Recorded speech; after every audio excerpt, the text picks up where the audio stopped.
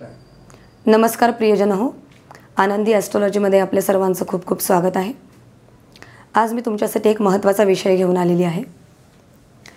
कारण नजीकच्या कालावधीमध्ये आपण पाहतोय आपल्या संपूर्ण भारत देशामध्ये बऱ्याचशा राज्यांमध्ये अत्यंत दुर्दैवी अशा घटना घडत आहेत।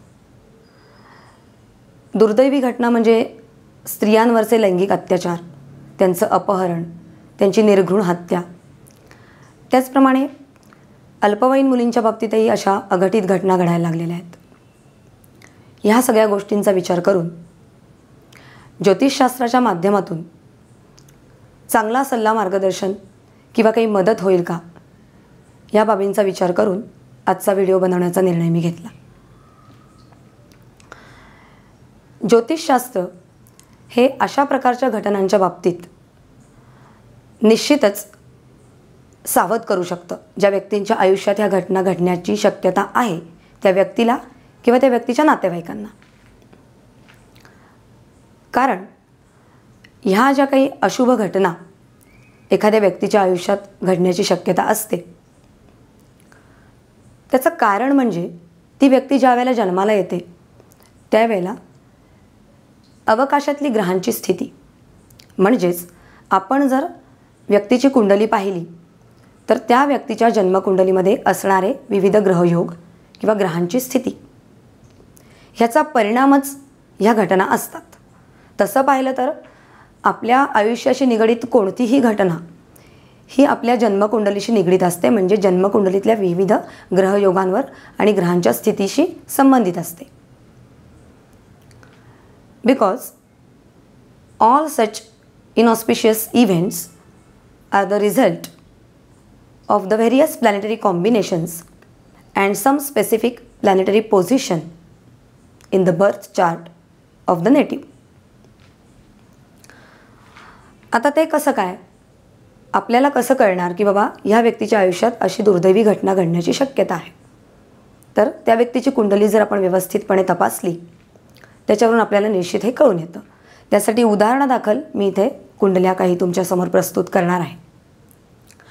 त्या अगोदर मी तुम्हाला थोडीशी मूलभूत माहिती देऊ इच्छिते की ज्योतिषशास्त्रामध्ये 12 राशी आहेत।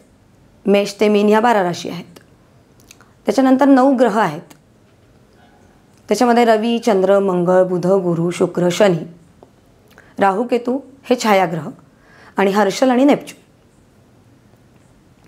आता ह्या ग्रहांपैकी निसर्गतःच काही ग्रह शुभ आहेत आणि काही ग्रह अशुभ आहेत, त्यांना आपण पापग्रह असं म्हणतो।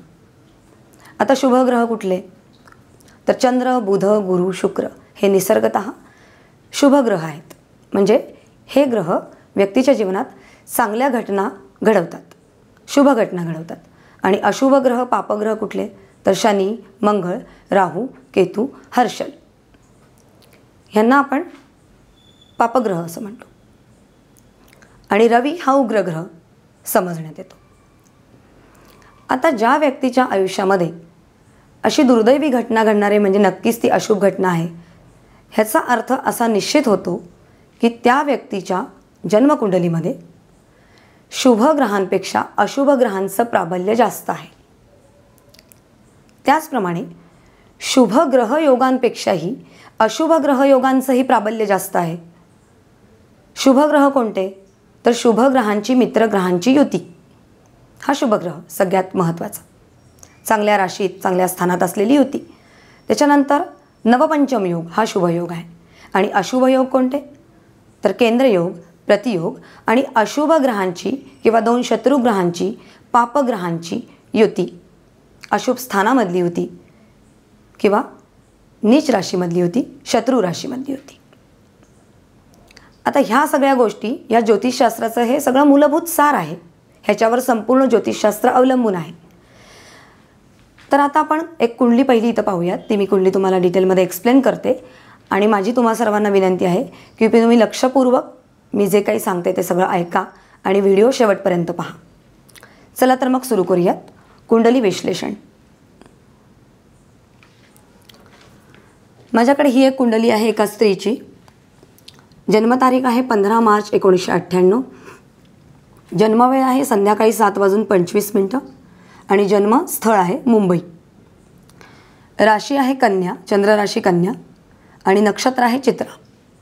ह्या सगळ्या बर्थ डिटेल्सवरून आता आपल्यासमोर ही कुंडली येते. ही आहे या स्त्रीची जन्मलग्न कुंडली. आता जन्मलग्न कुंडली पाहताना सगळ्यात पहिल्यांदा आपण त्या व्यक्तीची लग्न राशी सगळ्यात पहिल्यांदा सांगते तुम्हाला की मगाशी मी म्हणल्याप्रमाणे कुंडलीची 12 स्थानं असतात. प्रत्येक व्यक्तीच्या जन्मकुंडलीमध्ये 12 स्थानं असतात. 1 हे सगळ्यात पहिलं स्थान कुंडलीचं, 2, 3, 4, 5, 6, 7, 8, 9, 10, 11 आणि 12 हे स्थान जे आहे ते लग्नस्थान. लग्नस्थानावरून आपण काय पाहतो तर व्यक्तीच्या शरीराची ठेवण, त्याचा साधारणपणे स्वभाव, त्याची आध्यात्मिक वृत्ती आहे का, त्याच्यानंतर त्याचं रंग, रूप, त्याची उंची, शरीराची ठेवण म्हणजे शरीर जाड बारीक अशा प्रकारे, आणि त्याचा आयुष्याकडे जीवनाकडे बघण्याचा दृष्टिकोन. त्याचप्रमाणे व्यक्तीच्या कुंडलीमध्ये राजयोग आहेत का, श्रीमंती, दर्जा, कीर्ती, मान सन्मान, त्याला समाजात मिळणारी कीर्ती किंवा त्याचे आजार, ह्या सगळ्या गोष्टींचा विचार करताना कुंडलीच्या पहिल्या स्थानामध्ये असलेले ग्रह आणि कुंडलीच्या पहिल्या स्थानामध्ये असलेल्या राशीचा म्हणजे जो अंक इथं आहे ती राशी, त्याचा स्वामी, तो स्वामी कुंडलीमध्ये बलवान आहे का हे पहिल्यांदा पाहिलं जातं. एखाद्या व्यक्तीच्या आयुष्यामध्ये चांगल्या घटना जास्तीत जास्त घडण्यासाठी फर्स्ट हाऊसचा जो लॉर्ड आहे तो चांगल्या पोझिशनमध्ये असायला लागतो, त्याची स्ट्रेंथ चांगली असायला लागते. आता हा जर पहिल्या स्थानातल्या राशीचा म्हणजे लग्न राशीचा जर स्वामी कुंडलीच्या चांगल्या स्थानात पडला, चांगली स्थानं कुठली, पहिलं स्थान, 4थं स्थान, 10वं स्थान, 9वं स्थान, 5वं स्थान, ही कुंडलीची अत्यंत शुभ अशी स्थानं आहेत. आणि राशी कुठल्या तर शुभ राशी कुठल्या, कुठल्याही ग्रहासाठी शुभ राशी कोणती, चांगली फळं देण्यासाठी तर स्वतःच्या राशीमध्ये जर ग्रह असेल, उच्च राशीमध्ये, मित्र राशीमध्ये आणि मूलत्रिकोण राशीमध्ये, ही त्याची स्थिती आपण चांगल्या प्रकारे असायला लागते. हे झालं ॲसेंडंटच्या बाबतीत.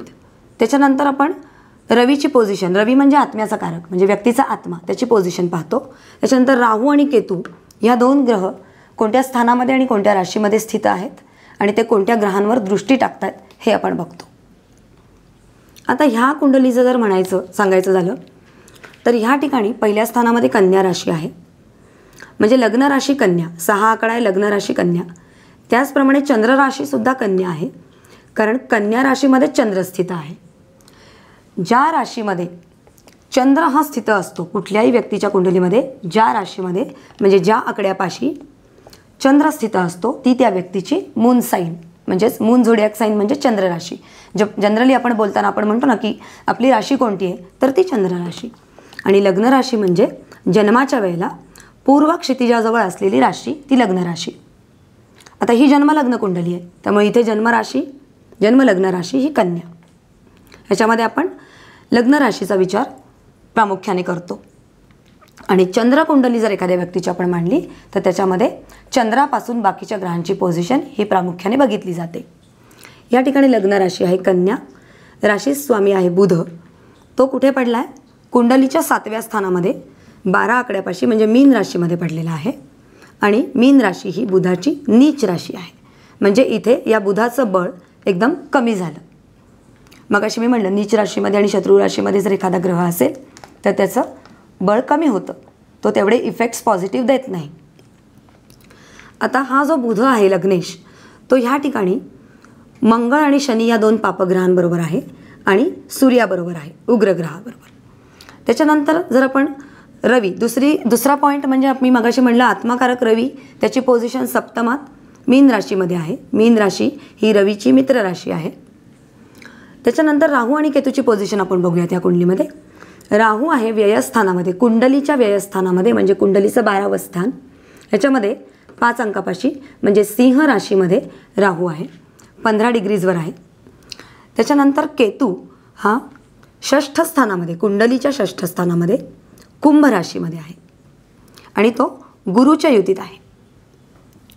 आता ह्याच्यानंतर आपण लग्नेश बघितला, सनची पोझिशन बघितली, त्याच्यानंतर राहू केतूची पोझिशन बघितली.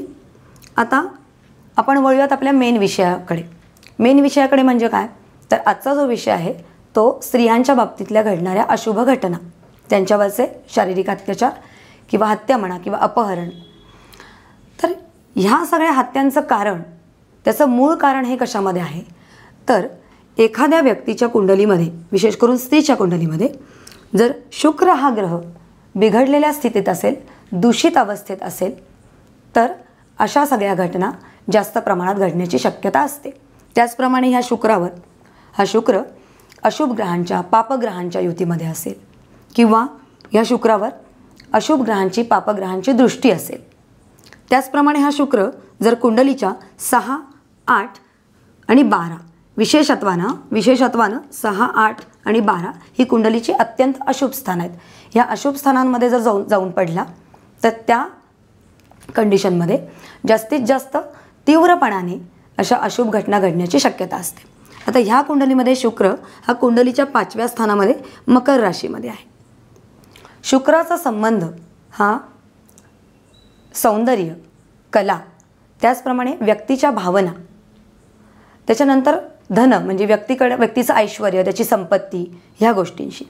त्याचप्रमाणे आपलं वैवाहिक सुख, वैवाहिक जोडीदार ह्याच्या संबंधीचे सगळे रीडिंग्स किंवा प्रिडिक्शन्स आपण शुक्राच्या पोझिशनवरनं करतो. आता ह्या कुंडलीमध्ये शुक्र पंचम स्थानामध्ये आहे. त्याच्याबरोबर हर्षल आणि नेपच्यून हे 2 ग्रह युतीमध्ये आहेत. शुक्राची डिग्री आहे 15, हर्षल 17 डिग्रीजवर आहे आणि नेपच्यून 7 डिग्रीजवर आहे. त्यामुळे इथे 15 आणि 17 म्हणजे विदिन 2 डिग्रीज शुक्र हर्षल युती ही आपल्याला इथं दिसते पंचम स्थानामध्ये. कुंडलीचं पंचम स्थान हे काय दाखवतं, तर हे प्रणयाचं स्थान आहे, प्रेमाचं स्थान आहे.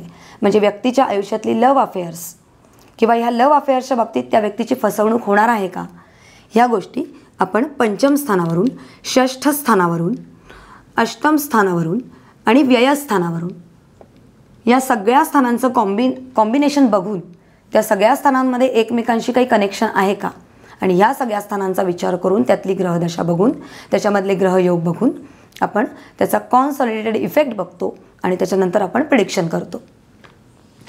या ठिकाणी हर्षल हा जो ग्रह आहे शुक्राच्या युतीत अगदी 2 डिग्रीजवर असलेला, हा हर्षल काय करतो, तर कुठलेही सडन इफेक्ट्स देतो. व्यक्तीच्या आयुष्यात एकदम अचानकपणे काहीतरी घटना घडवतो. सडन इफेक्ट्सचा कारक आहे. त्याचप्रमाणे अतिशय तीव्रतेने परिणाम करणारा आहे आणि विशेष करून व्यक्तीच्या, स्त्री असो पुरुष असो, व्यक्तीच्या लैंगिक भावना किंवा वैषयिक वासना वाढवणारा ग्रह आहे, उत्तेजित करणारा ग्रह आहे. आणि नेपच्यून हा ग्रह अगदी कोमल असा, हळव्या मनाचा आहे, कलेशी निगडीत आहे. त्याचप्रमाणे सौंदर्याशी, कलेशी निगडीत आहे, गूढ तत्वाचा आहे. म्हणजे नेपच्यूनचे जे काही परिणाम असतात ते आपल्याला असे प्रकर्षाने जाणवत नाहीत. व्यक्तींच्या जीवनामध्ये ज्या घटना घडतात त्या सगळ्याच घटना काही अशा उघड किंवा एक्सपिरियन्स करत नाहीत व्यक्ती. तर काही घटना अशा अगदी हळूवार, अगदी स्लोली इफेक्ट करत असतात किंवा काही इन्सिडन्ट्स.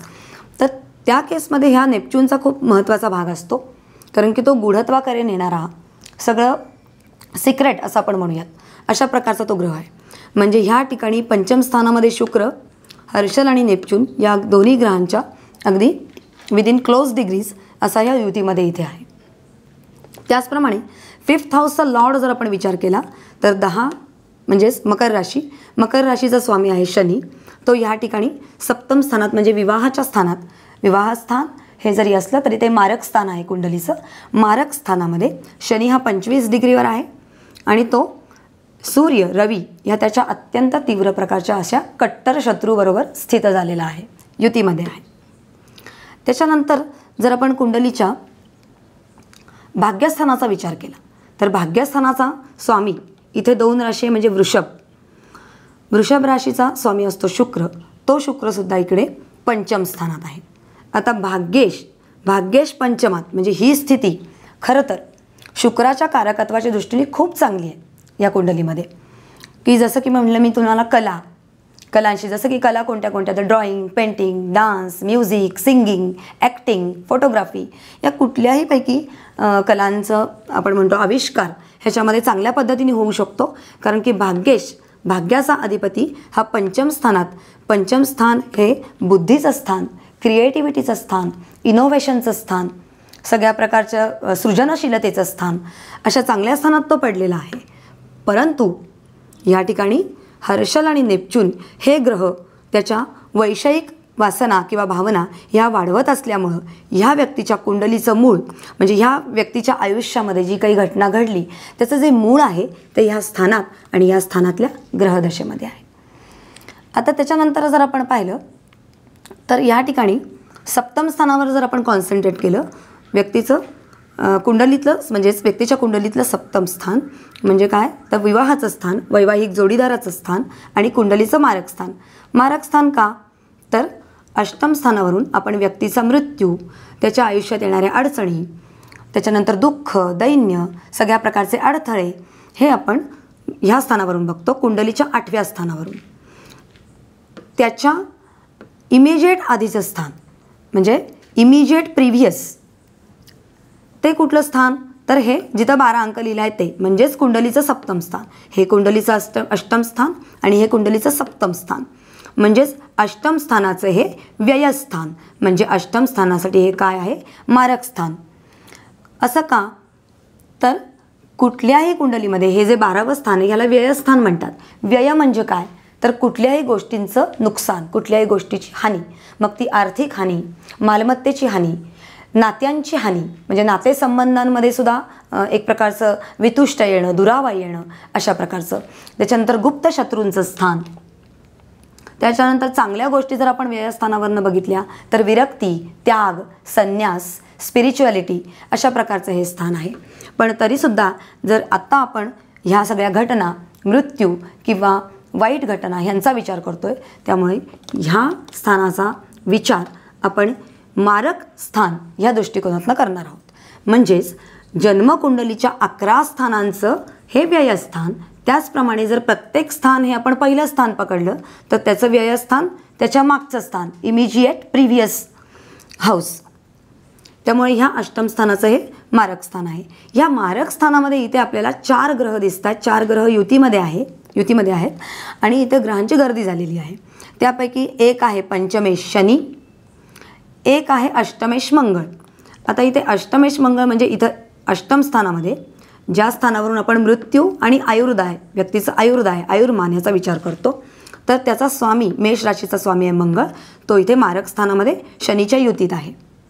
म्हणजेच पंचमेश शनी, अष्टमेश मंगळ आणि लग्नेश बुध आणि त्याचप्रमाणे व्ययेश सूर्य, रवी, या अशा 4 ग्रहांची युती ह्या मारक स्थानामध्ये आहे. आणि हीच एकमेव अतिशय तीव्रतेने कारणीभूत असलेली अशी गोष्ट आहे ह्या स्त्रीच्या आयुष्यामध्ये, अशी दुर्दैवी घटना, तिची निर्घृण हत्या किंवा तिच्यावरचा अत्याचार, हे सगळ्यात मुख्य कारण आहे. आता आपण ते बघूयात. इथे पंचमेश शनी इकडे पडला, त्याच्यानंतर अष्टमेश म्हणजेच काय, आता लग्नेशाची पोझिशन मी तुम्हाला सांगितली. मृत्यूचा विचार, आता ही घटना कशी घडली तर थोडंसं ते एक्सप्लेन करते मी.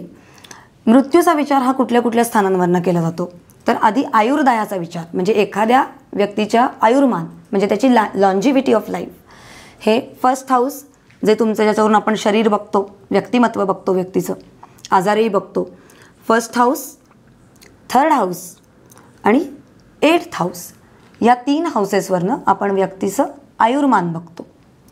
आणि त्याचा मृत्यू किंवा ह्या आयुर्मानाला, या आयुर्मानाच्या स्थानांना मारक असलेली स्थानं म्हणजे ती काय करणार, त्याच्या मृत्यूला कारणीभूत होणार किंवा त्याच्या बाबतीत एखादं ॲक्सिडेंट म्हणा किंवा एखादं आणखीन काही, पाण्यात बुडून काही लोकांचा मृत्यू होतो, कुठल्याही प्रकारचा मृत्यू, कशाही कारणाने येणारा मृत्यू. तर आयुर्मानाला घातक किंवा आयुर्मानाच्या गोष्टींना मारक ठरणारी गोष्ट ही कुठल्या स्थानांवरून बघितली जाते, तर 2nd हाऊस, 7th हाऊस आणि 12th हाऊस, ही 3 स्थानं. आता ह्या ठिकाणी ही ग्रहदशा आहे मारक स्थानामध्ये. त्याचप्रमाणे एखाद्या व्यक्तीच्या जन्मकुंडलीमध्ये प्रथम स्थान, द्वितीय स्थान, सप्तम स्थान, अष्टम स्थान आणि व्ययस्थान ह्यापैकी कोणत्याही स्थानामध्ये जर अशुभ ग्रहांची, पापग्रहाची युती असेल किंवा ह्या स्थानांवर अशुभ ग्रहांची, पापग्रहांची दृष्टी असेल, म्हणजेच एकतर ह्या स्थानांमध्ये युतियोग असतील किंवा ह्या स्थानांमधून होणारे प्रतियोग असतील किंवा ह्या स्थानांमधून होणारे केंद्रयोग असतील तर त्या व्यक्तीच्या जीवनामध्ये अशा प्रकारच्या अशुभ वाईट घटना घडण्याची शक्यता ही खूप जास्त असते आणि मृत्यू हा अतिशय त्रासदायक आणि वेदनादायक पीडादायक असा असण्याची जास्तीत जास्त दाट शक्यता असते. आता युतियोग तर तुम्हाला सांगितला की एका राशीमध्ये म्हणजेच एका स्थानामध्ये एका राशीमध्ये जेवढे जेवढे ग्रह स्थित असतील त्याला युतियोग म्हणतात. प्रतियोग म्हणजे काय तर ज्या वेळेला एक ग्रह दुसऱ्या ग्रहाच्या बरोबर समोरच्या स्थानामध्ये असतो त्याला प्रतियोग असं म्हणतात. आणि केंद्रयोग म्हणजे एक ग्रह दुसऱ्या ग्रहापासून चौथा आणि 10वा ज्या वेळेला असतो त्यावेळेला त्याला केंद्रयोग असं म्हणतात. त्याचप्रमाणे षडाष्टक योग म्हणजे एक ग्रह दुसऱ्या ग्रहापासून 6वा किंवा दुसरा ग्रह पहिल्या ग्रहापासून 8वा असा जर असेल षडाष्टक योग 6-8 पोझिशन म्हणजे एक ग्रह दुसऱ्या ग्रहापासून 6वा किंवा 8वा असा ज्या वेळेला असेल त्यावेळेला त्याला षडाष्टक योग म्हणतात. अशुभ घटनांच्या बाबतीत मी मगाशी म्हणलं की शुभ घटनांच्या बाबतीत शुभयोग सपोर्ट करतात आणि अशुभ घटना घडण्याला कारणीभूत अशुभ योग असतात. तर अशुभ योग म्हणजे केंद्रयोग, प्रतियोग, अशुभ ग्रहांचा पापग्रहांचा युतियोग आणि षडाष्टक योग हे सगळे अशुभ योग असतात. तर ह्या कुंडलीमध्ये आपल्याला प्रथम स्थान आणि सप्तम स्थानामधून प्रतियोग दिसतोय. इथे अशुभ ग्रहांची पापग्रहांची युती दिसते. त्याचप्रमाणे कुंडलीच्या 6 आणि 8 या स्थानामध्ये आपल्याला पुन्हा एकदा प्रतियोग दिसतोय. इथे गुरुचा प्रतियोग राहू बरोबर होतोय म्हणजेच राहूची पूर्ण दृष्टी गुरुवर आहे आणि गुरु हा केतूच्या युतीत आहे आणि सेम डिग्रीजवर आहे. म्हणजे केतू आणि गुरु युती अगदी 15 डिग्रीजवर आहे म्हणजे दोन्ही प्लॅनेट सेम डिग्रीवर आहेत. तर अशा प्रकारे ह्या कुंडलीमध्ये आपल्याला असं दिसतंय की शुभयोगांपेक्षा प्रतियोगाचं आणि म्हणजे अशुभ योगांचं प्राबल्य हे जास्त आहे. म्हणजे प्रतिकूल परिस्थिती थोडक्यात इथं निर्माण झालेली आहे. आवाक्याबाहेरची परिस्थिती आपण म्हणूयात. आता ह्या ठिकाणी ह्या व्यक्तीचा मृत्यू हा म्हणजे हत्या का झाली या व्यक्तीची एकतर आपण इथे पाहिलं की ह्या व्यक्तीची फसवणूक झालेली आहे. ह्या ठिकाणी पंचम स्थानामध्ये अशा प्रकारची ग्रहदशा असल्यामुळं ह्या व्यक्तीची म्हणजे ह्या व्यक्तीला लग्नाचं आमिष किंवा आणखीन कुठल्या गोष्टीचं आमिष दाखवून एका व्यक्तीनं तिला बरोबर त्याच्या जाळ्यात अडकवलं आणि तिची फसवणूक केली, तिचा फायदा घेतला आणि त्याच्यानंतर तिच्यावर अत्याचार केले आणि शेवटी ह्या गोष्टी उघडकीस येऊ नयेत म्हणून तिची हत्या केलेली आहे. तर ह्या हत्या अशा प्रकारे होण्याचं हे मेन कारण काय तर आपण या ठिकाणी बघूयात. अष्टमेश मंगळ, पंचमेश शनी, त्याच्यानंतर व्ययस्थानचा लॉर्ड म्हणजेच रवी हा इथे स्थित आहे. मंगळाचा कशाशी घनिष्ठ संबंध असतो तर मंगळाचा उष्णता, आग, अग्नी, वीज, त्याच्यानंतर धारदार शस्त्र म्हणजे धारदार शस्त्राने होणारा हल्ला, रक्तस्त्राव ह्या सगळ्या गोष्टींशी मंगळाचा संबंध असतो. शनीचाही संबंध ज्या वेळेला शनी मंगळाच्या युतीत येतो किंवा शनी आणि मंगळ ह्याचा प्रतियोग असतो त्यावेळेला हे परिणाम शनी ग्रह हा जास्त तीव्रतेने करतो. रवी हा उष्ण प्रकृतीचा उग्र ग्रह आहे म्हणजेच अग्नितत्वाचे ग्रह कोणते कोणते इथे आहेत. रवी आणि मंगळ हे 2 अग्नितत्वाचे ग्रह आहेत या ठिकाणी. हर्षल हा सुद्धा ग्रह काय करतो तर हर्षल ह्या ग्रहाचा अंमल कुठल्या कुठल्या गोष्टींवर असतो तर पुन्हा अग्नी, वीज, स्फोटाच्या घटना, त्याच्यानंतर मारामारी, खून, रक्तस्त्राव आणि ॲक्सिडेंट. त्याचप्रमाणे मंगळही ॲक्सिडेंट. आता ह्या व्यक्तीच्या आयुष्यामध्ये हत्या झाली पण दुसऱ्या एखाद्या व्यक्तीच्या आयुष्यामध्ये जर खूप भीषण प्रकारचा असा जर अपघात झाला तर त्या घटनेमध्ये नक्कीच मंगळ, हर्षल, शनी, रवी आणि नेपच्यून अशा ग्रहांचा समावेश असतो. त्याचप्रमाणे राहू आणि केतू ह्या ग्रहांचा पण समावेश असू शकतो. तर अशा प्रकारे या ठिकाणी अष्टमेश या कुंडलीमध्ये मृत्यूस्थानचा स्वामी अष्टमेश मंगळ हा सप्तम स्थानामध्ये पंचमेशाबरोबर आहे. म्हणजेच इथं आपल्याला अजून एक रीडिंग मिळतं की पंचमेश आणि अष्टमेश यांची युती सप्तम स्थानामध्ये मारक स्थानामध्ये आहे आणि ते 2 ग्रह हे एकमेकांचे शत्रू ग्रह आहेत आणि त्याचप्रमाणे पापग्रहसुद्धा आहेत. त्याचप्रमाणे मगाशी म्हणल्याप्रमाणे कुंडलीचा जो ॲसेंडंट आहे त्याची पोझिशन एकदम डाऊन झालेली आहे.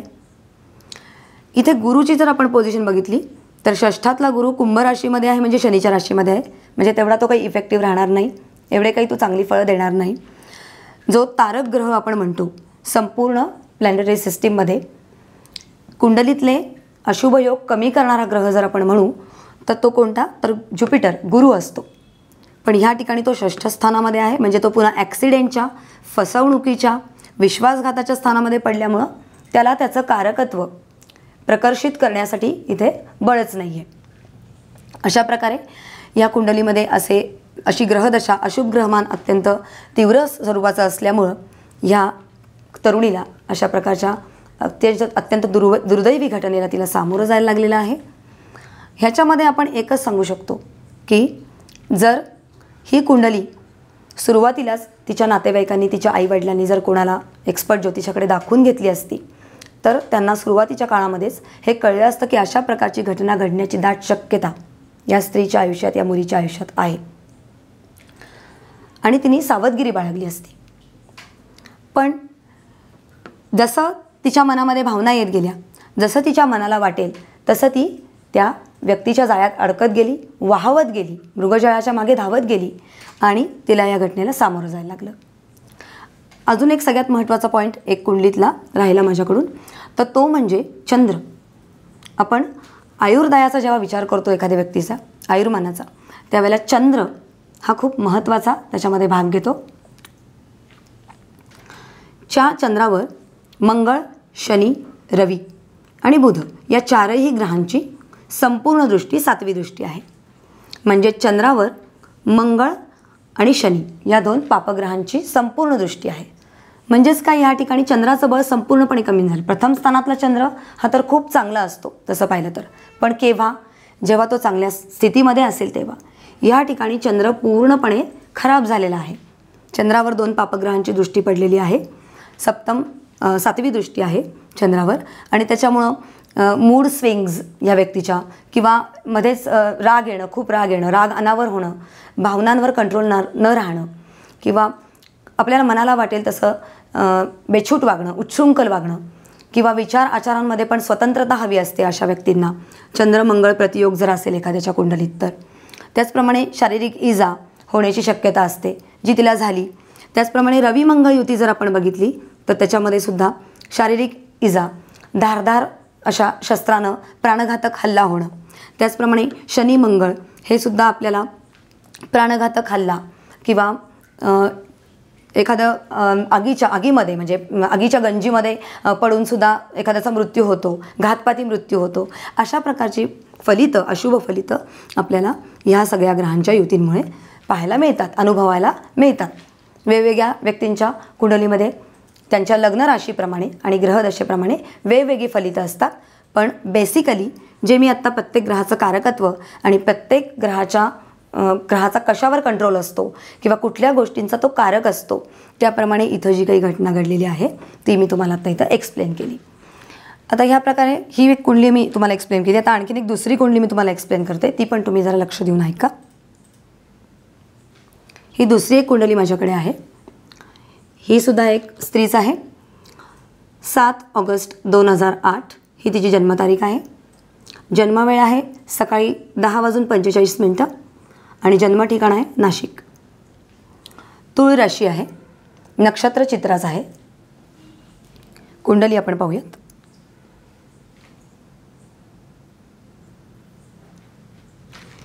ही या मुलीची कुंडली आहे. ह्या ठिकाणी ह्या कुंडलीमध्ये सुद्धा पहिल्या स्थानामध्ये कन्या राशी आहे, 6 अंक कन्या राशी, आणि तिची मून साईन चंद्र राशी आहे तूळ, शुक्राची राशी. लग्नेश बुध पण राशी स्वामी शुक्र. आता हा लग्नेश बुध कुठल्या स्थानात जाऊन पडलाय तर लाभस्थानात. कुंडलीच्या 11वं स्थान म्हणजे लाभस्थान, मित्रमंडळींचं स्थान किंवा आपले सगळे मॉनिटरी गेन्स ह्याचं स्थान. तर इथे मित्रमंडळींच्या स्थानात हा जाऊन पडला लाभस्थानामध्ये. त्याच्यानंतर जर आपण इथे पंचम स्थान जर पाहिलं, पंचम स्थान म्हणजे बुद्धीचं स्थान, इंटेलिजन्स, क्रिएटिव्हिटी, सगळ्या प्रकारच्या कला, व्यक्तीच्या म्हणजे अंगीकृत असलेले गुण. त्या स्थानामध्ये राहू आणि केतू म्हणजे पंचम आणि लाभस्थानामध्ये राहू केतू स्थित आहेत आणि इथे नेपच्यून पण आहे. आता इथे लग्नेश जो बुध आहे त्या बुधाच्या बरोबर समोर नेपच्यून आहे किंवा राहू पण आहे. म्हणजे बुध राहू प्रतियोग किंवा बुध नेपच्यून प्रतियोग. आता बुध नेपच्यून प्रतियोगाचं फळ विशेष करून काय, तर अशा व्यक्तीच्या आयुष्याच्या व्यक्ती येतात दुसऱ्या, म्हणजे मित्रपरिवार हे फसवे लोक असतात किंवा कुमार्गाला नेणारे असू शकतात, लबाड असतात किंवा त्या व्यक्तीची स्वतःची मानसिक कंडिशन ही सुद्धा काही वेळेला मनाचा कमकुवतपणा असतो त्या व्यक्तीचा. त्याचप्रमाणे बुद्धीवर ताण येण्याची जास्त शक्यता असते. आणि परत इथे गूढत्व नेपच्यून म्हणल्यावर मानसिक त्रास, इन्स्टॅबिलिटी, मेंटल इन्स्टॅबिलिटी असू शकते. हा झाला लग्नेशाचं रीडिंग. त्याच्यानंतर जर आपण पाहिलं तर तुळ राशी. आता ह्या ठिकाणी आपण अष्टम स्थान बघूयात. अष्टम स्थान म्हणजे 8वं स्थान. तिथे पण एक आकडा आहे म्हणजे मेष राशी. मेष राशीचा स्वामी मंगळ तो या ठिकाणी कुंडलीच्या 12व्या स्थानात शुक्राबरोबर स्थित आहे. शुक्र कोण आहे, द्वितीय स्थानचा स्वामी म्हणजेच द्वितीयेश आणि भाग्येश असा शुक्र आणि अष्टमेश मंगळ ह्यांची युती आहे. त्याचप्रमाणे इथं शनी पण आहे. शनी कोण आहे तर पंचम आणि षष्ठ कुंडलीच्या 5व्या म्हणजे प्रेमाचं स्थान आणि षष्ठ म्हणजे विशेष करून फसवणुकीचं स्थान. तर कुठल्याही प्रकारची फसवणूक, असं काही नाही की फक्त शारीरिकच फसवणूक, लग्नाच्या बाबतीतली फसवणूक, आर्थिकही फसवणूक, सगळ्या प्रकारची फसवणूक, विश्वासघात, हानी ह्याचं हे स्थान. ह्या 2 स्थानांचा स्वामी शनी हा इकडे व्ययस्थानात गेलेला आहे. त्याच्यानंतर आता गुरुची पोझिशन जर आपण बघितली, आपण मगाशी म्हणलं की तारक ग्रह आपण याला म्हणतो ज्योतिषशास्त्रामध्ये, तर गुरु हा ह्या कुंडलीमध्ये 4th स्थानामध्ये स्वराशीमध्ये आहे. धनु ही त्याची स्वतःची राशी आहे, धनु राशीमध्ये स्थित आहे. ह्या ठिकाणी हंसयोग नामक योग होतो आहे तसं पाहिलं तर, कारण की हा गुरु केंद्रामध्ये कुठेच ॲफ्लिक्टेड नाही आहे.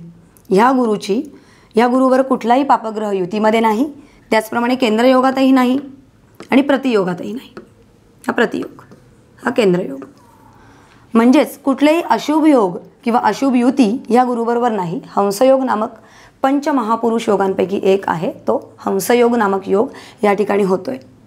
पण तरीसुद्धा ह्या व्यक्तीच्या, ह्या मुलीच्या आयुष्यामध्ये जी काही घटना घडलेली आहे ती तळी गेलेली नाही.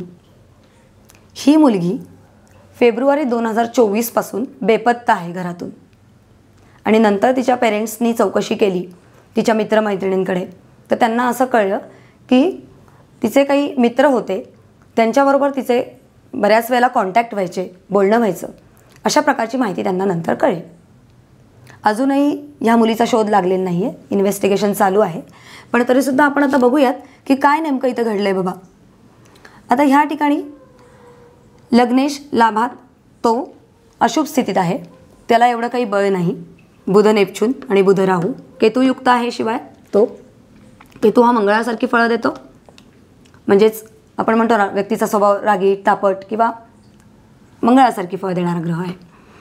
त्याच्यानंतर आता कुंडलीचं जर आपण मारक स्थानं जर बघितली तर हे आहे मारक स्थान, द्वितीय स्थान, सप्तम स्थान आणि व्ययस्थान. यातल्या 3 मारक स्थानांपैकी व्ययस्थानामध्ये शुक्र हा शनी आणि मंगळ या 2 पापग्रहांबरोबर युतीमध्ये आहे. आता ह्या मारक स्थानामध्ये फक्त इकडे शुक्र मंगळ युती, जसं की शुक्र हा मी मगाशी म्हटल्याप्रमाणे शुक्र हा प्रेमाचा, प्रणयाचा कारक, भावनांशी घनिष्ठ संबंध असलेला ग्रह किंवा आपल्या प्रेमाच्या भावना उत्तेजित करणारा. ह्या उत्तेजित कशामुळे होतात तर शुक्राबरोबर मंगळ, हर्षल, नेपच्यून, राहू हे जर ग्रह विशेषत्वानी युतीमध्ये असतील तर शुक्राच्या भावना या उत्तेजित होतात, चेतावल्या जातात. या ठिकाणी व्ययस्थानामध्ये युती आहे. आता ही युती जर कुंडलीच्या ह्या स्थानामध्ये जरी असती, 4th स्थानामध्ये, पंचम स्थानामध्ये, त्याच्यानंतर विशेष करून षष्ठ स्थानामध्ये, अष्टम स्थानामध्ये, ह्या स्थानांमध्ये जरी ती असती तरीसुद्धा अशा प्रकारची घटना घडण्याची शक्यता कुंडलीमध्ये असते, व्यक्तीच्या आयुष्यात असते. म्हणजे असं काही नाही की 6, 8, 12मध्येच अशा प्रकारच्या युती असल्या, असं नाही. पंचम स्थानामध्ये, कारण की पंचम स्थान हे प्रेमाचं स्थान, त्यामुळे तिथे विशेषत्वाने जर तो दूषित असेल तर अशा घटना घडतातच. आता ह्या ठिकाणी जर आपण पाहिलं तर ह्या ठिकाणी सुद्धा पंचमेश शनी आणि अष्टमेश मंगळ हे दोनही ग्रह व्ययस्थानामध्ये शुक्राबरोबर युतीमध्ये आहेत. हे विश्वासघात आणि फसवणुकीचं स्थान, हे विश्वासघात आणि फसवणुकीचं स्थान त्याच्या समोर आहे ना, या स्थानाच्या बरोबर समोर हे स्थान पडतं. प्रतियोग या दोन स्थानातून होणाऱ्या. त्याचप्रमाणे हर्षल, सगळ्यात महत्त्वाचा पॉईंट हर्षलाचा संबंध हा सुद्धा तीव्र घटना, अत्यंत सडन इम्पॅक्ट. त्याचप्रमाणे मगाशी म्हटल्याप्रमाणे खून, मारामारी ह्या सगळ्या गोष्टी त्याच्या अंमलाखाली येतात, स्फोट. पण ह्या ठिकाणी हे फसवणुकीच्या स्थानातून हे ग्रहमान असल्यामुळं ह्या व्यक्तीची फसवणूकच, एक प्रकारची फसवणूकच. तिला फसवूनच घरातून ती बेपत्ता झाली ना, ह्याचा अर्थ फसवणुकीतून ही घटना घडलेली आहे. तर अशा प्रकारे ही एक दुसरी कुंडली आपण इथे बघितली, ज्याच्यामध्ये शुक्र हा दूषित स्थितीत असल्यामुळं, मूळ कारण थोडक्यात या घटनेचं मूळ हा शुक्र दूषित आहे, हे त्याचं मेन कारण आहे. मग आजच्या कुंडलीसारखंच इथे शुक्र दूषित आहे. घटनेचं मूळ आणि घटनेचा परिणाम. घटनेचं मूळ याच्यात आहे शुक्राच्या कंडिशनमध्ये, पोझिशनमध्ये, आणि त्याचा परिणाम की जी ती बेपत्ता झालेली आहे. आणखी एक कुंडली आपण बघूयात उदाहरणादाखल. माझ्याकडे कन्सल्टेशनसाठी ज्या ज्या काही कुंडल्या आलेल्या आहेत त्याच्यामधून ह्या सगळ्या कुंडल्या मी घेतलेल्या आहेत तुमच्यासाठी. आता ही तिसरी एक कुंडली आहे. ही मुलगी 5 वर्षांची आहे. 12 एप्रिल 2019 ही तिची जन्मतारीख आहे. रात्री 10:30चा जन्म आहे. जन्मस्थळ आहे पुणे. मिथुन राशी आहे, जेमिनी मिथुन राशी आहे, आणि नक्षत्र आहे पुनर्वसू. कुंडली पाहूयात. लग्न राशीमध्ये म्हणजे लग्नस्थानामध्ये 8 अंक आहे, म्हणजे वृश्चिक राशी, मंगळाची राशी, स्वामी आहे मंगळ. त्याच्यानंतर चंद्र राशी म्हणजे आत्ताच मी म्हटलं त्याप्रमाणे पुनर्वसू नक्षत्र आणि मिथुन राशी. या ठिकाणी जर तुम्ही लग्नेशाची पोझिशन जर आपण सगळ्यात पहिल्यांदा बघितली तर लग्नेश कोण आहे? मंगळ. तो पुन्हा इथे सप्तम स्थानामध्ये स्थित आहे, मारक स्थानामध्ये गेला आहे, वृषभ राशीमध्ये आहे, शुक्राच्या राशीमध्ये मंगळ आहे. त्याच्यानंतर जर आपण चंद्राची पोझिशन जर बघितली तर चंद्र हा राहूयुक्त आहे, म्हणजे इथं ग्रहण योग आला, आणि डिग्रीज पण अगदी क्लोज आहेत, म्हणजे अगदी विदिन 1 डिग्री इथे आपल्याला हे कंजंक्शन दिसतंय. चंद्र आहे 27 डिग्रीजवर आणि राहू आहे 28 डिग्रीजवर. इकडे समोर आहेत गुरु आणि शनी युती, त्यापैकी शनी आणि केतू हे अगदी विदिन क्लोज डिग्रीज आहेत. आता ह्या चंद्रावर चंद्र राहूयुक्त आहे, राहूबरोबर युतीत आहे, आणि ह्या चंद्रावर शनी आणि केतू यांची अशुभ दृष्टी आहे, पूर्णपणे 7वी दृष्टी आहे. 7वी दृष्टी ही पूर्ण दृष्टी आहे. लग्नेश सांगून झाला, चंद्र सांगून झाला. ज्या वेळेला एखाद्या व्यक्तीच्या कुंडलीमध्ये म्हणजे विशेष करून नवजात बालकांच्या कुंडलीमध्ये बालारिष्ट नावाचा योग असतो, तर ज्या वेळेला त्यांचा चंद्र हा अतिशय वाईटप्रमाणे दूषित झालेला असतो, वाईट पद्धतीने राहूयुक्त असतो, तर अल्पायू योगसुद्धा होण्याची शक्यता असते अशा बालकांच्या आयुष्यामध्ये. ह्या ठिकाणी अगदी क्लोज डिग्रीजमध्ये आहे आणि चंद्र अष्टमात आहे. चंद्र राहू युती ही जर कुंडलीच्या दुस्थानात म्हणजे 6, 8 आणि 12 या 3 दुस्थानात जर विशेषत्वाने असेल तर अल्पायू योग होण्याची जास्त दाट शक्यता असते. त्याच्यानंतर आता आपण शुक्राच्या पोझिशनकडे जाऊयात. शुक्र ह्या कुंडलीमध्ये 4र्थ स्थानामध्ये कुंभ राशीमध्ये स्थित आहे, आणि तो नेपच्यून म्हणजेच प्रेमभावना, हळवेपणा, कोमल भावना अशा ज्या भावना वाढल्या जातात त्या ग्रहाबरोबर इथे शुक्र आहे, आणि अगदी क्लोज डिग्रीजमध्ये आहे. शुक्र 26 डिग्रीजवर आहे आणि नेपच्यून 23 डिग्रीजवर आहे. नेपच्यूनचं कारकत्व मगाशी म्हणल्याप्रमाणे शुक्राप्रमाणेच नेपच्यून हा कलेचा कारक आहे, गूढ गोष्टींचा कारक आहे, अतिशय कोमल हळव्या मनाचा कारक आहे.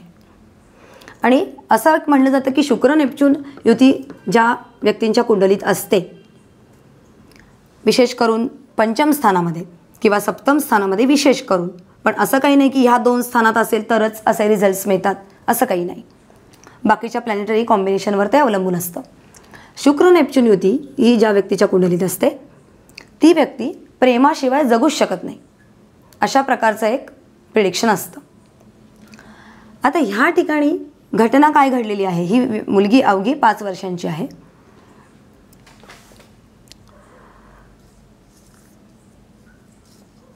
नोव्हेंबर 2023मध्ये ह्या मुलीच्या आयुष्यात अतिशय दुर्दैवी घटना घडली. तिच्या नातेवाईकांपैकी एक व्यक्ती, कोणीतरी दूरचा मामा होता तिचा, चुलत मामा वगैरे, तर त्याच्याकडून सेक्शुअल ॲब्यूज झालेला आहे या मुलीच्या बाबतीत. अतिशय लैंगिक अत्याचार असा प्रकारची दुर्दैवी घटना हिच्यावर झालेली आहे. आणि आता त्याचं मूळ आपण पाहूयात. त्याचं मूळ ह्या ग्रहदशेत आहे, शुक्र नेपच्यून युती. आणि ह्या शुक्र नेपच्यून युतीचा मंगळाबरोबर होणारा केंद्रातला केंद्रयोग. केंद्रयोग हा अशुभ योग. केंद्रयोग हा केंद्रस्थानातून त्याची निर्मिती होते. त्यामुळे केंद्रस्थानातच जर का अशा प्रकारचा केंद्रयोग असेल आणि या केंद्रयोगामुळे जर शुक्र हा ग्रह अतिशय वाईट पद्धतीने जर दूषित झालेला असेल, खराब झालेला असेल, तर अशा प्रकारच्या घटना घडण्याची जास्त तीव्रतेने शक्यता असते. इथे केंद्रयोग आहे शुक्र नेपच्यून युतीचा मंगळाशी. आणि मंगळ हा कोण आहे? लग्नेश आहे. त्याचप्रमाणे मंगळ हा तिचा षष्ठेशसुद्धा आहे. षष्ठ स्थान हे विश्वासघात आणि फसवणुकीचं स्थान. त्यामुळे इथे विश्वासघात आणि फसवणुकीच्या स्थानाचा जो मालक आहे, जो स्वामी आहे, तो ह्या शुक्राबरोबर केंद्रयोग करतोय, अशुभ योग करतोय. आणि त्याचप्रमाणे विश्वासघात आणि फसवणुकीच्या स्थानामध्ये शत्रूंच्या स्थानात आपण म्हणूयात, हे शत्रूंचं स्थान पण आहे. फक्त विश्वासघात फसवणूक नाही, सगळ्या प्रकारच्या समाजामध्ये होणारी भांडणं, समाजामध्ये आपलं असणारं वितुष्ट किंवा कर्जबाजारीपणा, या बाकीच्या गोष्टी पण ह्या स्थानावरून पाहिल्या जातात. पण ह्या कुंडलीच्या बाबतीत जर आपण विचार करायचा झाला तर ह्या ठिकाणी हर्षल म्हणजे हा अतिशय सडन इम्पॅक्ट, एकदम अघटित घटना, अनपेक्षित आपण म्हणतो. म्हणजे आपण म्हणतो की डोळ्याचं पातं लवतंय ना लवतंय तोपर्यंत एखादी घटना घडून जाते. जसे खूप भीषण प्रकारचे असे अपघात, मोठे ॲक्सिडेंट किंवा ऑन द स्पॉट व्यक्ती मरते त्या ॲक्सिडेंटमध्ये, अशा प्रकारच्या घटना, फसवणुकीच्या घटना, का तर हे शत्रूंचं स्थान. अशा ह्या स्थानामध्ये हर्षल हा ग्रह आहे. आता ह्या कुंडलीमध्ये पंचम स्थानामध्ये बुध हा पुन्हा मीन राशीमध्ये, म्हणजेच काय तर नीच राशीमध्ये आहे.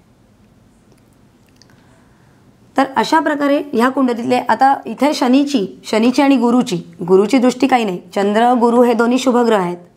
ते प्रतियोगात जरी असले तरी शुभ ग्रहांचे प्रतियोग हे अशुभ ग्रहांच्या प्रतियोगांसारखे तीव्र परिणाम करत नाहीत.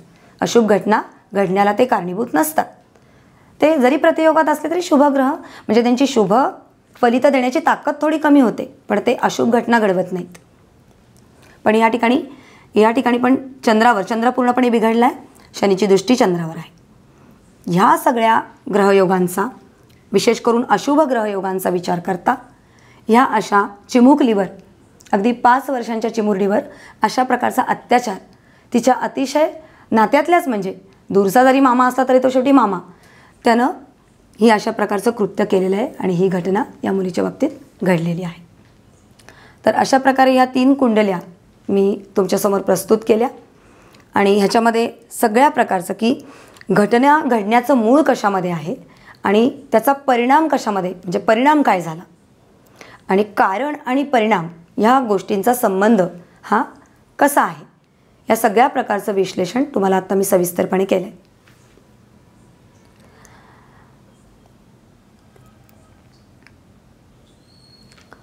ह्या सगळ्या निवेदनावरून मला तुम्हाला असं सांगायचं आहे की माझी अतिशय कळकळीची तुम्हा सर्वांना विनंती आहे की तुमच्या घरात जर कोणी शाळेत जाणारी, कॉलेजला जाणारी, जॉब करणारी जर कोणी मुलगी असेल, तरुणी असेल, तुमच्याच घरात नाही तर तुमच्या नातेवाईकांच्या घरात किंवा तुमच्या मित्रपरिवारामध्ये कोणी जर अशी तरुण मुलगी असेल, अल्पवयीन मुलगी असेल, तर तिची कुंडली, जन्मकुंडली ही तुम्ही बनवून घ्या वेळीच. आणि ती एक्सपर्ट अशा ॲस्ट्रॉलॉजरकडून तुम्ही ती चेक करून घ्या. आणि असे एक्सपर्ट ॲस्ट्रॉलॉजर्स तुम्हाला नक्कीच चांगला सल्ला, चांगलं मार्गदर्शन करतील. आणि तुमच्या मुलीच्या आयुष्यात अशी जर काही दुर्दैवी, अतिशय अघटित घटना घडण्याची जर शक्यता असतील तर तुम्हाला सावध करतील. आणि जेणेकरून तुम्ही तुमच्या या मुलींना वेळीच सावध करू शकाल, त्यांना योग्य वेळात योग्य त्या गोष्टींची समज देऊ शकाल की कुठलीही व्यक्ती, आईवडिलांव्यतिरिक्त बाहेरच्या जगातली कुठलीही व्यक्ती जर आपल्या आयुष्यामध्ये आली, विशेषत्वानं तरुण मुलींच्या आयुष्यामध्ये प्रेमाच्या जाळ्यात त्या फासल्या जातात. तर अशी जर व्यक्ती त्यांच्या आयुष्यात जर आली तर त्या व्यक्तीवर त्यांनी पटकन विश्वास टाकू नये.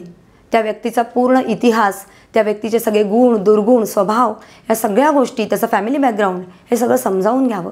आणि सगळ्यात पहिलं म्हणजे मुलींनी अशी जर व्यक्ती त्यांच्या आयुष्यात कोणी आली असेल तर ते सगळ्यात पहिलं आपल्या पालकांना सांगावं. पालकांच्या भीतीने मुली बाहेरच्या बाहेर असे संबंध प्रस्थापित करतात, भेटीगाठी करतात आणि पालकांना ह्याची अगदी कल्पना नसते अजिबात. पालकांची पूर्णपणे चूक आहे असं मी म्हणणार नाही. तर पालकांनीसुद्धा आपल्या मुलींकडे जातीने लक्ष द्यावं, त्यांच्याशी सुसंवाद साधावा, त्यांच्या मनातल्या गोष्टी जाणून घ्याव्यात आणि अशा प्रकारे त्यांना सतर्क करावं, सावध करावं. ह्यासाठी कुंडली बघणं हे गरजेचं आहे. आणि तुम्हा सर्वांना माझी कळकळीची पुन्हा एकदा विनंती आहे की तुम्ही सर्वांनी अशा प्रकारचा ज्योतिषशास्त्र जे काही तुम्हाला अशा प्रकारचं सावधगिरी बाळगण्यासाठी सूचना देऊ इच्छित आहे किंवा अशा प्रकारचे योग तुम्हाला आधीच सांगतं आहे तर त्याचा तुम्ही फायदा करून घ्या आणि अशा प्रकारचा सल्ला मार्गदर्शन तुम्ही घ्या असं माझं तुम्हाला सांगणं आहे. दुसरा एक महत्त्वाचा मुद्दा म्हणजे आपण असं म्हणतो की मगाशीच मी म्हणलं की अशा घटना घडण्याचं मूळ त्यांच्या कुंडलीतच आहे, कुंडलीतल्या ग्रहमानावर. मग तुम्ही म्हणाल की जर कुंडलीतच असे ग्रहयोग आहेत त्यामुळे ही घटना घडली, पण तरीसुद्धा जरी असे ग्रहयोग किंवा अशा जरी घटना घडण्याचे योग कुंडलीमध्ये दूषित योग जरी असतील तीव्रतेने परिणाम करणारे, तरीसुद्धा आपल्या प्रत्येकाला परमेश्वराने सत्सत विवेक बुद्धी दिलेली आहे. त्या सत्सत विवेक बुद्धीचा चांगल्या प्रकारे वापर करून आपण आपलं मन, आपली इच्छाशक्ती आणि आपली बुद्धी याचा चांगला वापर करून चांगले निर्णय आपल्या आयुष्यात घेऊ शकतो आणि नक्कीच आपलं जीवन सुसह्य करू शकतो. आणि अशा प्रकारच्या दुर्दैवी घटना ह्या नक्कीच टाळण्याचा प्रयत्न करू शकतो आणि टळूही शकतात. कारण की शेवटी कर्म, जर तुम्ही चांगले कर्म करत असाल, जर तुमचं मन साफ असेल आणि जर का तुमचा आत्मा हा अगदी प्युअर असेल, प्युअर सोल असेल आणि तुम्ही जर चांगलीच कर्म करत असाल तर दैवलीलेमध्ये ते सामर्थ्य आहे. आणि फक्त दैवलीलेतच आहे की ती दैवाची लीला ही तुम्हाला त्या अघटित घटनेपासून नक्कीच वाचवू शकते असं मला तुम्हा सर्वांना सांगायचं आहे. ह्या सगळ्या ह्याच्यावरनं आपण ज्या कुंडल्या बघितल्या त्या ह्याच्यावरनं आपल्याला असंच दिसतं आहे की मुली घरी सांगत नाहीत आणि पालकांपासून बऱ्याचशा गोष्टी लपवतात आणि मग अशा घटनांना बळी पडतात. त्यामुळं ती काळजी तुम्ही घ्या आणि निश्चिंत राहा, काळजी घ्या. आता ह्या सगळ्या कुंडल्यांचं माझं विश्लेषण करून झालेलं आहे. हा व्हिडिओ मी इथंच थांबवते आहे. तुम्हाला सर्वांना अजून एक माझं निवेदन आहे की हा व्हिडिओ जास्तीत जास्त तुमच्या ओळखीच्या लोकांना, मित्रपरिवार यांना सगळ्यांना शेअर करा, जेणेकरून ही खूप महत्त्वाची माहिती जी मी आज तुमच्यासाठी आणलेली आहे ही त्यांच्यापर्यंत पोहोचेल आणि तेही त्यांच्या मुलींचं आयुष्य हे सिक्युअर्ड करू शकतील, सेफ करू शकतील. त्याचप्रमाणे तुम्हाला आजच्या व्हिडिओ संदर्भात काही तुमचे प्रश्न असतील, काही शंका असतील, तुम्हाला काही विचारायचं असेल, क्वेरीज असतील तर माझ्या व्हिडिओच्या कमेंट सेक्शनमध्ये तुम्ही मला मेसेज करू शकता. तुमच्या प्रश्नांवर नक्कीच चांगला सल्ला किंवा चांगलं मार्गदर्शन करण्याचा प्रयत्न मी करेन अशी मी तुम्हाला ग्वाही देते. टिल देन पुढचा व्हिडिओ होईपर्यंत वाट पहा. चांगल्या विषयावरचा व्हिडिओ घेऊन मी पुन्हा येईन तुमच्यासाठी. Till then goodbye, take care and thank you so much.